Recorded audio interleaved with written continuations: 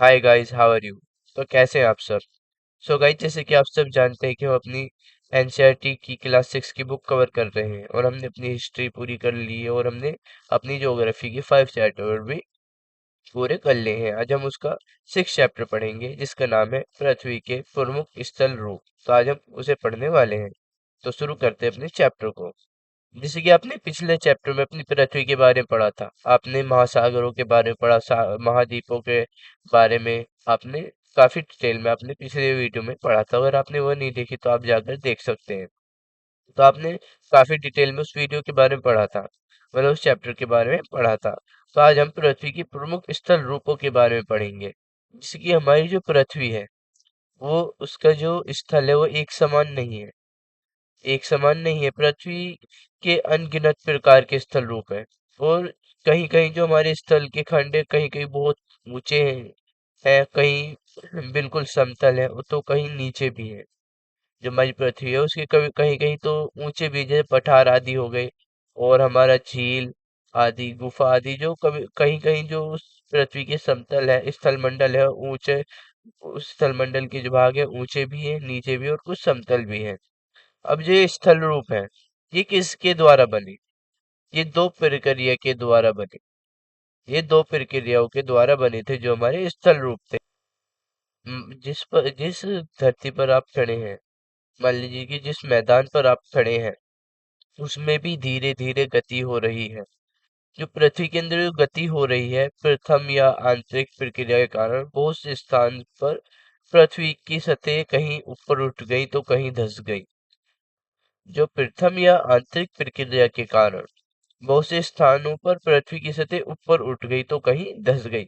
जैसे कि आप इस मैप में देख रहे हैं कि कहीं पर पृथ्वी पर पर्वत आदि हैं, तो कहीं यहाँ पर पठार है, तो कहीं पहाड़ी आदि है, तो कहीं मैदान है, और कहीं झील आदि भी है जो धंसा हुआ भाग है। तो जो हमारी पृथ्वी है उसका स्थल एक समान नहीं है। और हाँ, जो हमारी पहाड़ी है, पहाड़ी वह स्थलीय भाग होता है जो आसपास से ऊंचा उठ जाए। और कितना ऊंचा उठ जाए?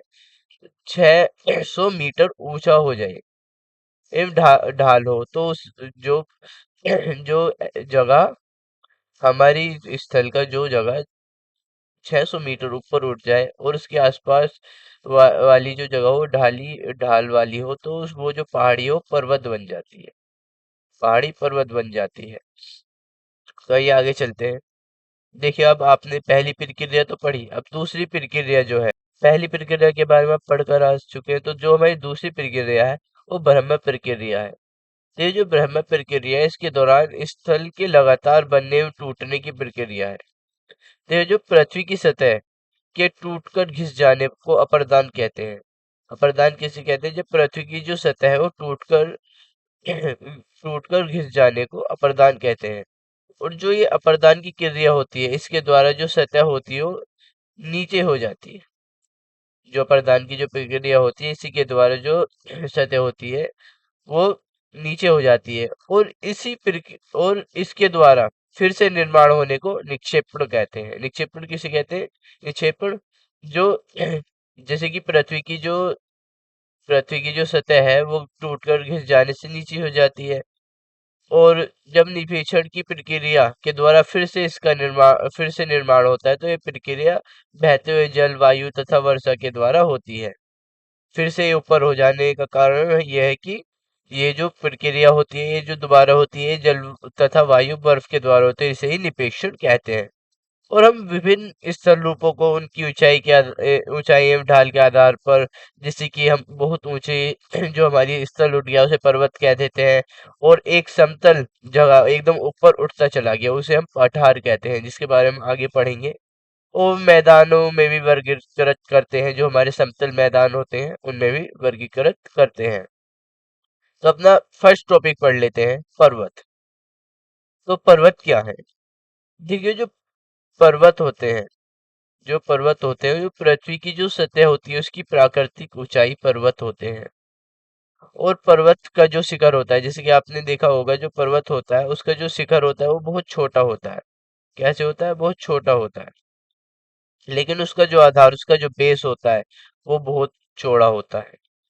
तो अब जो होती है वो छोटी होती है, लेकिन जो हमारा बेस होता है वो काफी बड़ा होता है, जो हमारे पर्वत का बेस होता है। और ये पर्वत होता है आसपास के क्षेत्रों से बहुत ही ऊंचा होता है। और कुछ जो पहाड़ है वो बादलों से भी ऊंचे होते हैं।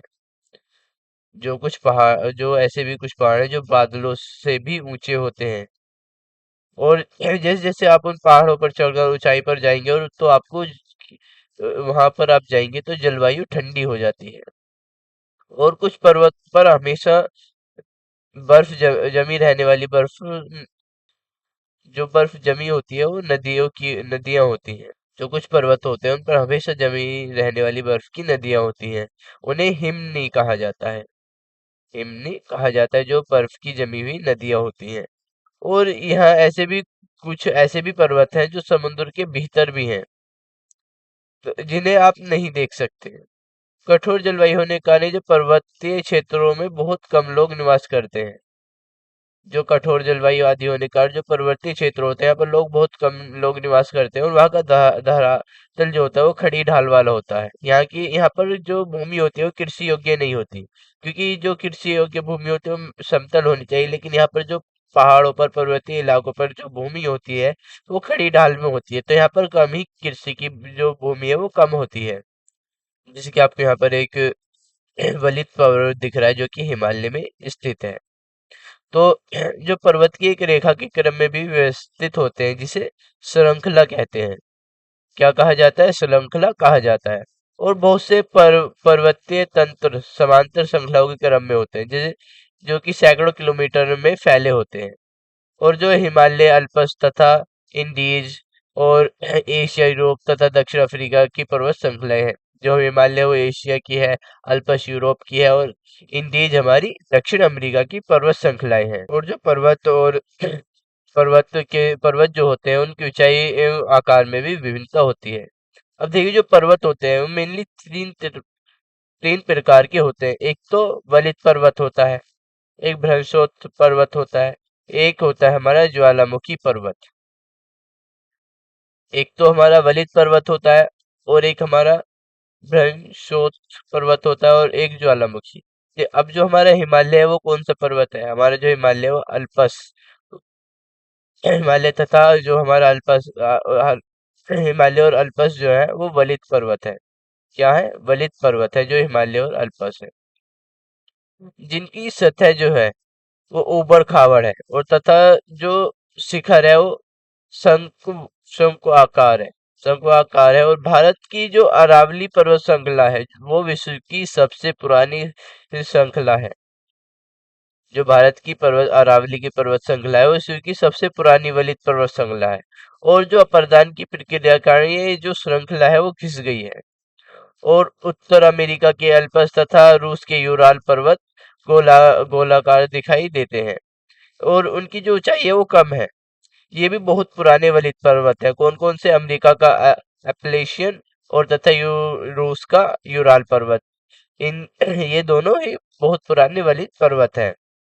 और दुनिया का सबसे पुराना वलित पर्वत कौन है? अरावली पर्वत श्रृंखला।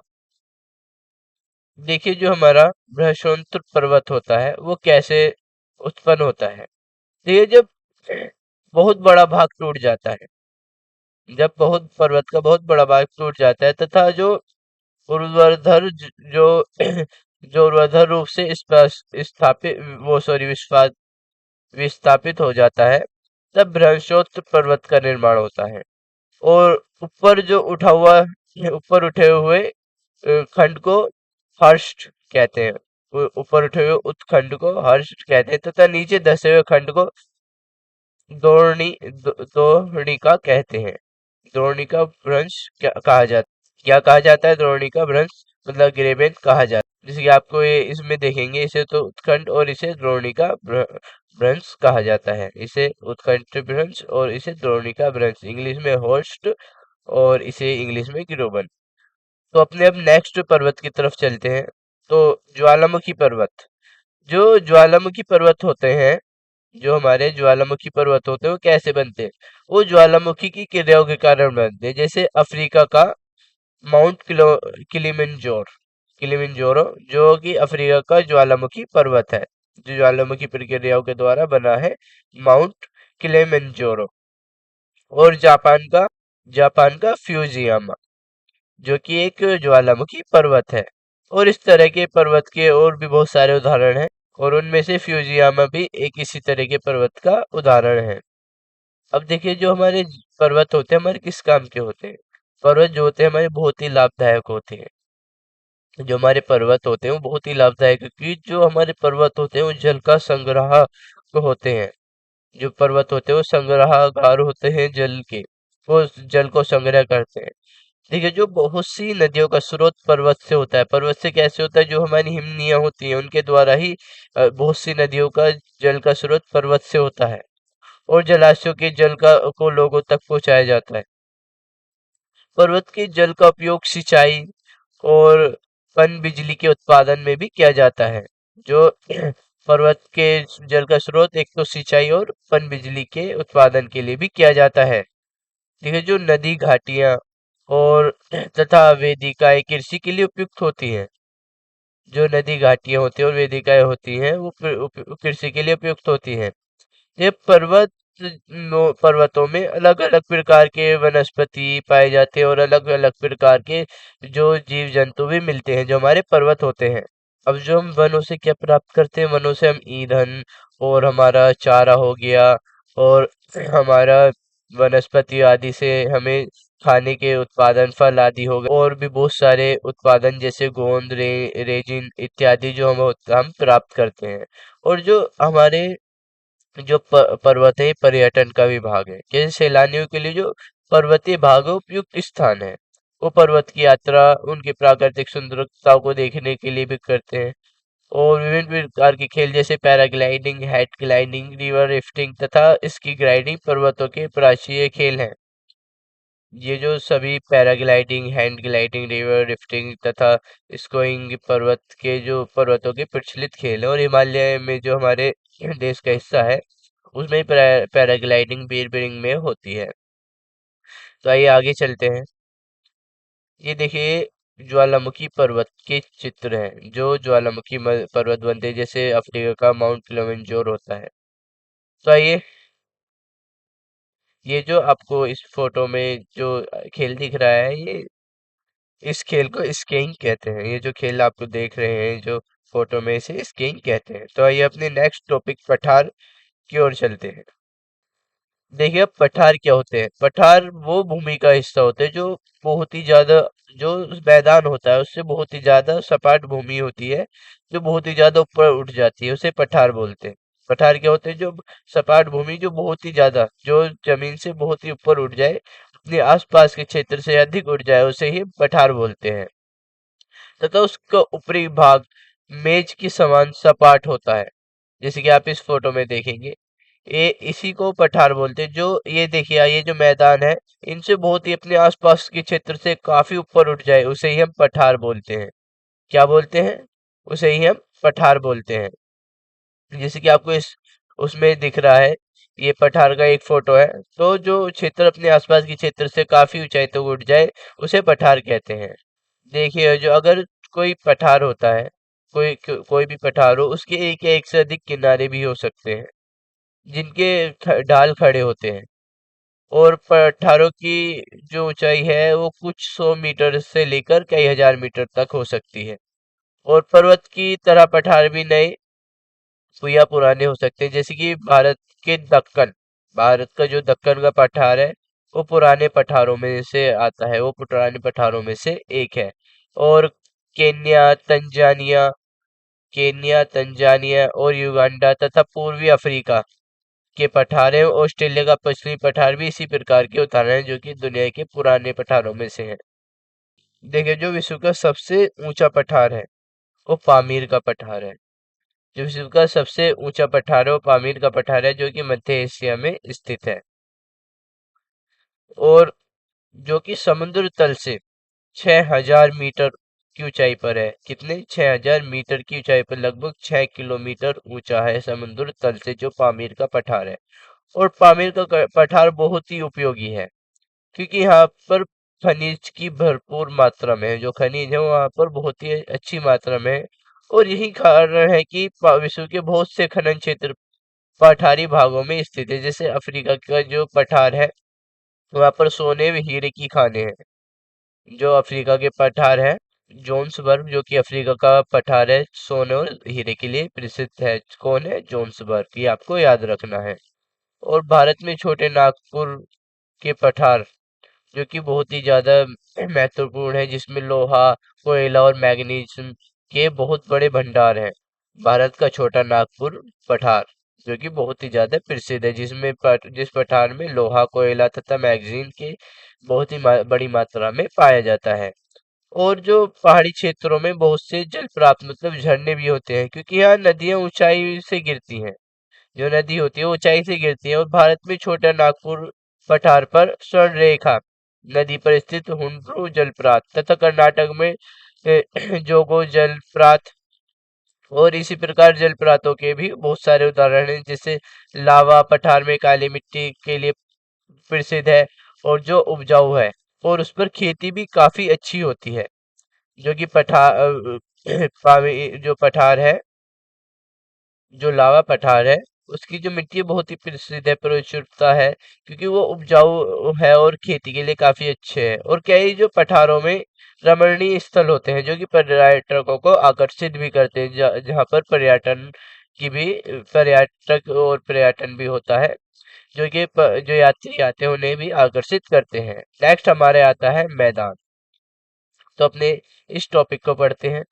अब मैदान किसे कहते हैं? जो मैदान होता है उसे किसे कहते हैं? मैदान, जो मैदान होते हैं वो समतल भूमि के बहुत बड़े भाग में होते हैं। जो मैदान होते हैं वो समतल भूमि के बहुत बड़े भाग में होते हैं।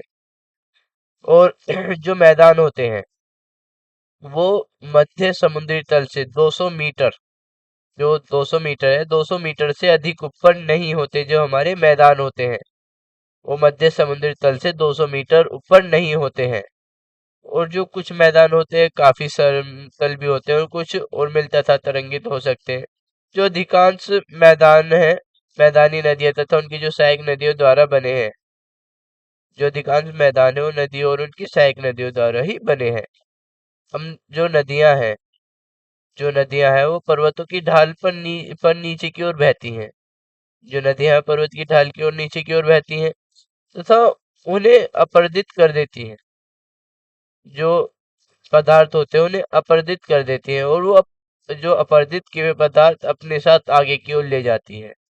वो अपने साथ ढोए जाने वाले पदार्थ, जैसे कि हमारा पत्थर हो गया, बालू तथा सिल्ट एवं घाटियों में निपेक्षित कर देती हैं।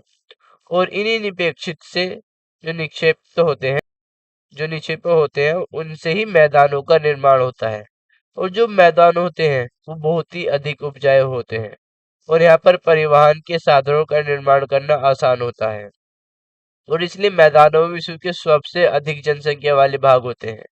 नदियों के द्वारा बनाए गए कुछ बड़े मैदान एशिया और उत्तर अमेरिका में पाए जाते हैं। जैसे कि एशिया में स्थित भारत जो एशिया है, एशिया में जो भारत है उसमें स्थित गंगा एवं ब्रह्मपुत्र का मैदान, और चीन में यांगत्से नदी का मैदान, जो कि एक बहुत ही अच्छे उदाहरण है।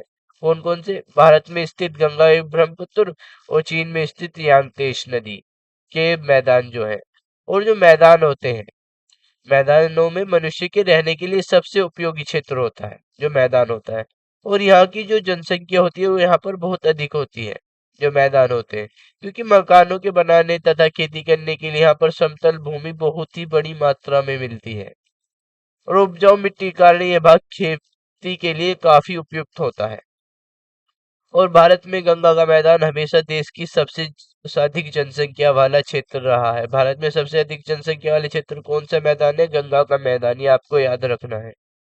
तो आइए अपने नेक्स्ट टॉपिक की तरफ चलते हैं, स्थल रूप एवं लोग। तो पढ़ते हैं।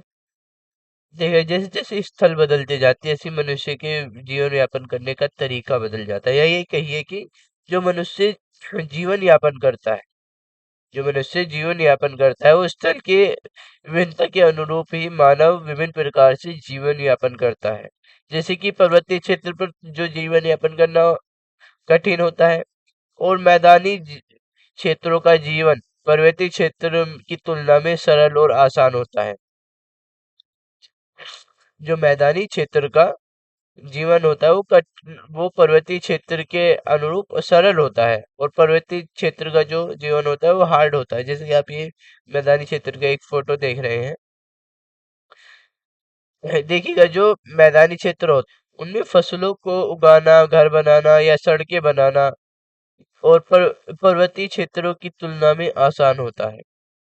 जो मैदानी क्षेत्र होते हैं उनमें पर्वतीय क्षेत्र की तुलना में आसान होता है घर बनाना, सड़क बनाना। यहाँ पर कोई ढाल आदि की जगह नहीं होती। लेकिन जब जहाँ पर्वतों की बात करें, यहाँ पर रहना सहना बहुत ही कठिन होता है। यहाँ पर ढलुआ जमीन होती है जिसकी वजह से यहाँ पर घर आदि बनाना और खेती करना कठिन होता है। और जो विभिन्न प्रकार के स्थलरूपों में रहने वाले जो लोग होते हैं उनके रहन सहन के तरीकों में भी कुछ अंतर होता है। उनके रहन सहन के तरीकों में कुछ अंतर होता है। देखिए जो पर्वतीय क्षेत्र में जो लोग रहते हैं उनके लिए ज्यादा सुविधाएं नहीं होती हैं। उनके लिए ज्यादा सुविधाएं नहीं होती है। उन्हें आने जाने के लिए ट्रांसपोर्ट के अलावा उन्हें खुद का ही सहारा लेना पड़ता है। वो खुद ही पैदल यात्रा करते हैं। चिकित्सा संबंधित और बहुत सारी अ, परेशानियों का उन्हें सामना करना पड़ता है। उन्हें स- नौकरी संबंधित परेशानियों का भी सामना करना पड़ता है, जो कि उनके रोजगार से जुड़ा हुआ होता है। तो इस तरह जो पर्वतीय क्षेत्र होते हैं उनका जो जीवन मैदानी क्षेत्र के अनुसार कठिन होता है। और जैसे हम भूकंप, ज्वालामुखी, उद्गार, तूफान या बाढ़ बहुत विनाश करते हैं, जैसे कि हम सब जानते हैं, और ये ज्यादातर पर्वतीय क्षेत्रों पर भी होती हैं, जैसे कि ज्वालामुखी आदि और भूस्खलन। ये भी जो पर्वतीय क्षेत्र पर रहने वाले लोगों को इन सभी का सामना करना पड़ता है। और इन अचानक होने वाली घटनाओं के बारे में जागरूकता पैदा करके हम इन आने वाले खतरों को भी कम कर सकते हैं। तो ये जो जल और थल होता है हमें कितने ही तरीकों से उपयोग में ला सकते हैं। जल से हम सिंचाई आदि भी कर सकते हैं, और अपने लिए खान हमारे खुद के यूज के लिए भी हम जल का प्रयोग करते हैं। और बहुत सारी चीजों में हम जल का प्रयोग करते हैं। और इस प्रकार हम थल का भी, जो मैदानी क्षेत्र होता है, कृषि आदि करने के लिए, अपने घर आदि बनाने के लिए भी हम इस थल का उपयोग कर सकते हैं। और हम स्थल का उपयोग गलत तरीके से भी करते हैं। जो स्थल होते हैं उनका उपयोग हम गलत तरीके से भी करते हैं। कैसे कि अब जहाँ उपजाऊ भूमि है वहां पर भूमि मकानों का निर्माण कर देना, इस प्रकार से जो भूमि की जगह होगी वो कम हो जाएगी। और ये मैदानी क्षेत्र का एक फोटो दे रखा है जहाँ पर ये जो पुल है ये रस्सी से बंधा हुआ है। रस्सी का पुल है जो कि अरुणाचल प्रदेश में स्थित है। तो जो हम भूमि का गलत उपयोग कैसे करते हैं, हम उस भूमि पर मकानों का निर्माण कर लेते हैं जो उपजाऊ होती है। इस प्रकार हम लोग कूड़े को किसी भी भूमि पर फेंक देते हैं या पानी में फेंक देते हैं, जिससे वह पानी गंदा हो जाता है। हम प्रकृति के इस महत्वपूर्ण वरदान का उपयोग इस प्रकार नहीं करते जिससे वो गंदा या फिर दूषित रहे।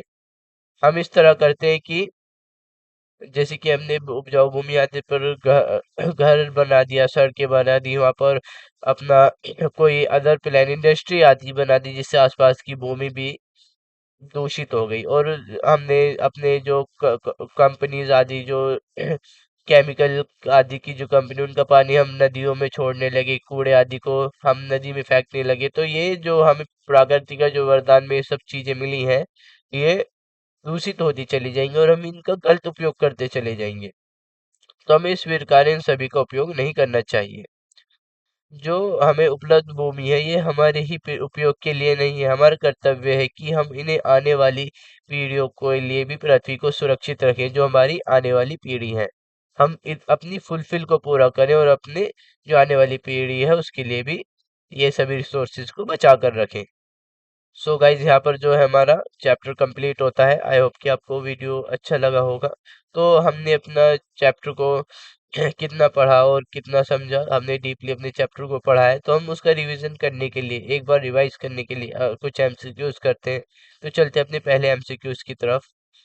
पृथ्वी पर अनगिनत प्रकार के, जो हमारी पृथ्वी है उस पर अनगिनत प्रकार के स्थल रूप, जैसे कि पर्वत, मैदान, घाटी, पठार आदि का निर्माण किन प्रक्रिया के परिणाम स्वरूप हुआ है? ए आंतरिक प्रक्रिया के कारण, बी बाहरी प्रक्रिया के कारण, सी आंतरिक एवं बाहरी दोनों प्रक्रियाओं के कारण, डी इनमें से कोई नहीं। देखिए जो हमारी पृथ्वी पर जो स्थलरूप जैसे पर्वत, मैदान और घाटी आदि का जो निर्माण हुआ है वो दो प्रक्रियाओं के द्वारा हुआ है। किन प्रक्रियाओं के द्वारा हुआ है? दो प्रक्रियाओं के द्वारा हुआ है। कौन कौन सी? एक तो हमारी बाहरी प्रक्रिया और हमारी एक आंतरिक प्रक्रिया। तो हमारा जो आंसर होगा ऑप्शन सी हमारा सही आंसर होगा, आंतरिक और बाहरी प्रक्रिया। विभिन्न प्रकार के स्थल रूपों का निर्माण दो प्रक्रियाओं से होता है। प्रथम या आंतरिक प्रक्रिया के कारण बहुत से स्थानों पर पृथ्वी की सतह कहीं ऊपर उठ जाती है तो कहीं धंस जाती है। दूसरी चट्टान बाहरी प्रक्रिया स्थल के लगातार बनने या टूटने की प्रक्रिया है। तो आइए अपने नेक्स्ट क्वेश्चन की तरफ चलते हैं। निम्नलिखित में से कौन से कथन सत्य है? ए, पृथ्वी की सतह के टूटकर गिर जाने की प्रक्रिया को अपर्दान कहते हैं। दूसरा, पृथ्वी की नई सतह के निर्माण की प्रक्रिया को निक्षेपण कहते हैं। तो जो हमारे पहला और दूसरा दोनों ही कथन हमारे सही है, क्योंकि पृथ्वी की सतह के टूटकर गिर जाने की प्रक्रिया को ही अपर्दान कहते हैं और पृथ्वी की नई सतहों के निर्माण की प्रक्रिया को हम निपेक्षण कहते हैं। इसी तरह दूसरी प्रक्रिया नई सतह के निर्माण को हम निपेक्षण कहते हैं। तो हमारे दोनों कथन जो होंगे वो सही होंगे। तो कथन 1 और 2 सत्य है। पृथ्वी की सतह के टूटकर घिस जाने को अपर्दान कहते हैं। अपर्दान की प्रक्रिया के द्वारा सतह नीची हो जाती है तथा निक्षेपण की क्रिया के द्वारा इनका फिर से निर्माण होता है और यह दोनों प्रक्रिया बहते हुए जल, वायु तथा बर्फ के द्वारा होती है। तो ये नेक्स्ट क्वेश्चन की तरफ चलते हैं। विश्व के सबसे पुराने वलित पर्वत श्रृंखला कौन सी है? जिसकी मैंने आपको बताया था कौन सी है? ये अरावली पर्वत श्रृंखला है, रॉकी, अपलेशियन, यूराल। जो विश्व की सबसे पुरानी पर्वत श्रृंखला है वो अरावली पर्वत श्रृंखला है। कौन सी? अरावली पर्वत श्रृंखला है। भारत की अरावली पर्वत श्रृंखला विश्व की सबसे पुरानी वलित पर्वत श्रृंखला है। अपर्दान की प्रक्रिया के कारण यह श्रृंखला घिस गई है और उत्तर अमेरिका के अल्पेशियन तथा रूस के यूराल पर्वत गोलाकार दिखाई देते हैं एवं इनकी ऊंचाई कम है। ये बहुत पुराने वलित पर्वत है और भारत का हिमालय भी वलित पर्वत का ही उदाहरण है। जो भारत का हिमालय है वो भी एक वलित पर्वत का ही उदाहरण है। तो ये हमारा नेक्स्ट टॉपिक है, वो सॉरी नेक्स्ट क्वेश्चन है। निम्नलिखित कथनों में से कौन से कथन सत्य हैं? कुछ पर्वतों पर हमेशा जो जमी रहने वाली बर्फ की नदियां होती हैं जिन्हें हिमनी कहा जाता है। दूसरा है कि पर्वत के एक रेखा क्रम में व्यवस्थित होने को श्रृंखला कहा जाता है। जो हमारी नदी आदि होती हैं जो वो कहाँ से आती है? वो पर्वत आदि से ही आती है। जो पर्वत पर बर्फ जमी होती है जिन्हें हिमनी कहा जाता है, उसी के द्वारा हमारी जो नदी आती होती है वो मैदानों तक नदी जो बर्फ जमी होती है पर्वत उनके द्वारा ही मैदानों तक आती है, क्योंकि जो बर्फ होती है थोड़ी थोड़ी कर पिघलती रहती है। इसी वजह से जो नदी होती है उनका पानी हम तक पहुंच पाता है मैदानों तक। और जो क्योंकि पहाड़ का जो क्षेत्र पहाड़ जो होते हैं वो ढलुआ होते हैं, पहाड़ का स्थल ढलुआ प्रकार का होता है।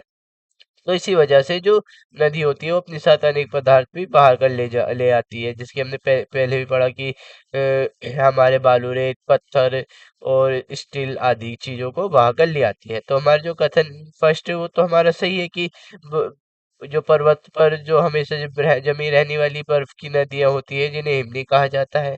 और जो हमें दूसरा कथन है पर्वत के एक रेखा क्रम में व्यवस्थित होने को श्रृंखला कहा जाता है, ये भी सही है, क्योंकि जो हमारी अरावली पर्वत श्रृंखला है, यूराल पर्वत श्रृंखला, वो कैसे बनी? क्योंकि वहां पर बहुत सारे पर्वत एक साथ ही एक ही क्रम में व्यवस्थित है, तो इसे हम पर्वत श्रृंखला कहते हैं। तो आइए अपने आंसर की थोड़ी व्याख्या देख लें। कथन 1 और दोनों सत्य हैं। कुछ पर्वत पर हमेशा जमी रहने वाली बर्फ की नदियां होती है जिन्हें हिमनी कहा जाता है। कुछ ऐसे भी पर्वत हैं जो समुद्र के भीतर है जिन्हें हम नहीं देख सकते। कुछ ऐसे पर्वत है जो समुद्र के अंदर भी हैं जिन्हें हम देख नहीं सकते हैं। और पर्वत का एक रेखा क्रम में भी व्यवस्थित हो सकते हैं जिसे श्रृंखला कहा जाता है। और बहुत से पर्वतीय तंत्र समांतर श्रृंखलाओं के क्रम में होते हैं, जैसे हिमालय, अल्पस तथा एंडीज पर्वत श्रृंखला। तो आइए नेक्स्ट क्वेश्चन की तरफ चलते हैं। जिन पर्वत की सतह उबड़ खाबड़ तथा शिखर शंक्वाकार का होता है, ऐसे पर्वत को क्या कहते हैं? ऐसे पर्वत जिनकी सतह उबड़ खाबड़ होती है लेकिन उनका जो शिखर होता है शंकु आकार का होता है, ऐसे को क्या कहते हैं? जो सतह होती है वो उबड़ खाबड़ लेकिन जो शिखर होता है वो ऐसा होता है, ऐसे पर्वत को क्या कहते हैं? ऐसे पर्वत को वलित पर्वत कहते हैं। क्या कहते हैं? वलित पर्वत कहते हैं ऐसे पर्वतों को।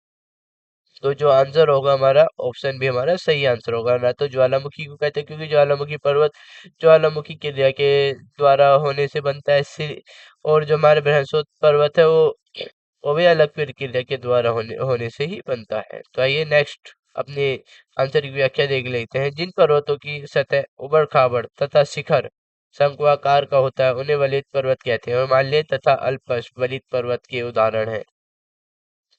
तो आइए अपने नेक्स्ट क्वेश्चन की तरफ चलते हैं। पर्वत के संदर्भ में दिए गए निम्नलिखित में से कौन से कथन सत्य हैं? फर्स्ट जो दे रखा है, उत्तर अमेरिका का अल्पेशियन पर्वत गोलाकार दिखाई देता है। अफ्रीका का माउंट किलिमंजारो ज्वालामुखी पर्वत का उदाहरण है। ज्वालामुखी पर्वत का निर्माण ज्वालामुखी प्रक्रियाओं के कारण ही होता है।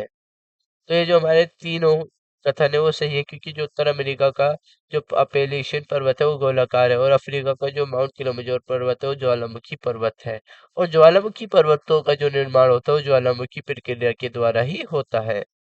तो उपरोक्त तीनों कथन सत्य है। उत्तर अमेरिका का अल्पेशियन तथा रूस का यूराल पर्वत गोलाकार दिखाई देते हैं तथा इनकी ऊंचाई बहुत कम है। यह बहुत पुराने वलित पर्वत है। जबकि कोई बहुत बड़ा भाग टूट जाता है तथा ऊर्ध्वाधर रूप से विस्थापित हो जाता है तब बृहस्पति पर्वत का निर्माण होता है। ऊपर उठे हुए खंड को उत्खंड मतलब होस्ट तथा नीचे दसे हुए खंड को द्रोणिका भ्रंश मतलब गिरोबोन कहा जाता है। यूरोप की राइन घाटी तथा वाशजे पर्वत इसी तरह के पर्वत तंत्र के उदाहरण हैं। अफ्रीका की माउंट किलिमंजारो तथा जापान का फ्यूजिमा पर्वत ज्वालामुखी पर्वत के उदाहरण हैं, और ज्वालामुखी पर्वत का निर्माण ज्वालामुखी प्रक्रिया के कारण होता है। तो आइए अपने नेक्स्ट क्वेश्चन की तरफ चलते हैं। मानिका पर्वत किस महासागर में अवस्थित है?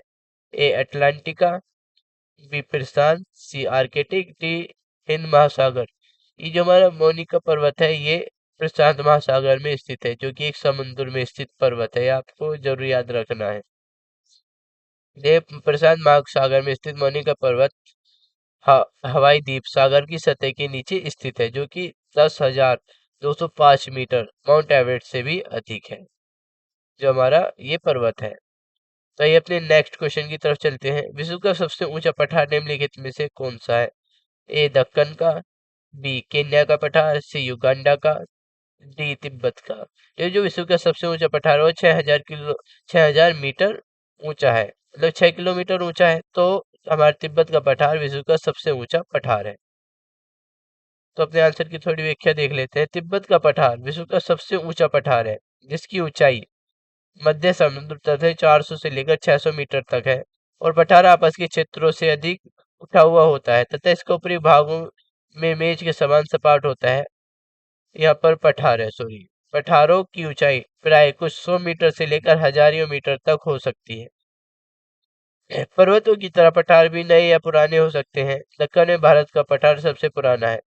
केन्या, तंजानिया तथा युगांडा का पूर्वी पठार एवं ऑस्ट्रेलिया का पठार इसी प्रकार के उदाहरण है, और अफ्रीका का पठार सोने हीरे की खान के लिए प्रसिद्ध है, और भारत में जो छोटे नागपुर का पठार है वो लोहा कोयला मैग्नीज के लिए बहुत बड़े भंडार में पाया जाता है, और ये इसके लिए प्रसिद्ध है। तो आइए अपने नेक्स्ट और लास्ट क्वेश्चन की तरफ चलते हैं। मैदान के संदर्भ में दिए गए निम्नलिखित कथनों में से कौन से कथन सत्य हैं? ए अधिकांश मैदान मुख्य नदी तथा उनकी सहायक नदी के कारण बने हैं। दूसरा, मैदान विश्व के सबसे अधिक जनसंख्या वाला भाग होता है। देखिए ये जो हमारे दोनों कथन दे रखे हैं वो सही है, क्योंकि अधिकांश मैदान मुख्य नदियों तथा उनकी सहायक नदी के द्वारा बने हैं। जैसे कि हमारा भारत में जो है गंगा ब्रह्मपुत्र का मैदान, और चीन में यांगत्से का मैदान, ये सभी मैदान मुख्य नदी और उनकी सहायक नदी के द्वारा बने हैं, और उन मैदानों में विश्व की सबसे सर्वाधिक जनसंख्या निवास करती है। जैसे कि गंगा का मैदान हो गया, जिसमें दुनिया की सर्वाधिक जनसंख्या निवास करती है। तो अपने आंसर की व्याख्या देख लेते हैं। उपरोक्त दोनों कथन सत्य है। मैदान समतल भूमि के बहुत बड़े भाग होते हैं, वे सामान्यतः समुद्री तल से 200 मीटर से अधिक ऊंचे नहीं होते। अधिकांश मैदान मुख्य नदी तथा उनकी सहायक नदी के द्वारा बने हैं। नदियां पर्वत की ढाल पर नीची नीचे की ओर बहती हैं तथा उन्हें प्रदान कर देती हैं। वे प्रदानी पदार्थ को अपने साथ आगे की ओर ले जाते हैं। अपने साथ ढोए जाने वाले पदार्थ जैसे बलुआ तथा से सील्ट को वो घाटियों में निपेक्षित कर देती है। इन्हीं निक्षेपों से मैदानों का निर्माण होता है और सामान्यतः मैदानों की भूमि अधिक उपजाऊ होती है। आवास एवं परिवहन के साधनों का निर्माण करना आसान होता है। इसलिए मैदान विश्व के सबसे अधिक जनसंख्या वाले भाग होते हैं, क्योंकि यहाँ पर जीवन व्यापन करना आसान होता है। सो गाइस, यहाँ पर जो हमारे चैप्टर है वो कंप्लीट होता है। कि आई होप कि आपको चैप्टर पसंद आया होगा। अगर आपको वीडियो अच्छी लगी तो लाइक करें और ज़्यादा से ज़्यादा शेयर करें और साथ ही हमारे इस चैनल को सब्सक्राइब करें, जिससे आपको आने वाली वीडियो के नोटिफिकेशन मिलते रहे। मिलते हैं नेक्स्ट वीडियो में, तब तक के लिए गुड बाय।